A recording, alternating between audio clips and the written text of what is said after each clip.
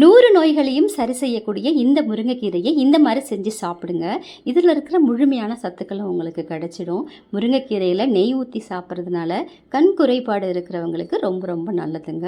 முருங்கைக்கீரையை அடிக்கடி உணவில் எடுத்துக்கோங்க.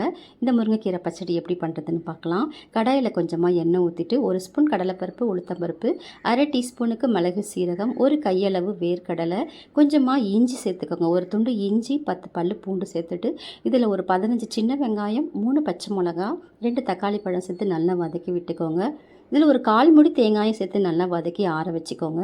இப்போ அந்த கடாயிலே கொஞ்சமாக எண்ணெய் ஊற்றிட்டு நல்லா 2, 3 கைப்பிடி அளவுக்கு முருங்கைக்கீரையை நல்லா கழுவிட்டு அது கூட சேர்த்து 1 நிமிஷத்துக்கு வதக்கி ஆற வச்சுக்கோங்க.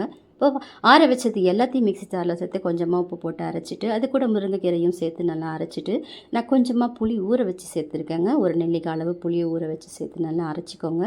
இப்போ தாளிப்புக்கு கடுகு, உளுத்தம்பருப்பு, கடலைப்பருப்பு, வரமிளகாய், கருவேப்பிலெல்லாம் போட்டு நல்லா தாளிச்சிட்டு இது கூட கொஞ்சமாக கருவேப்பிலை சேர்த்து நல்லா தாளிச்சிக்கோங்க.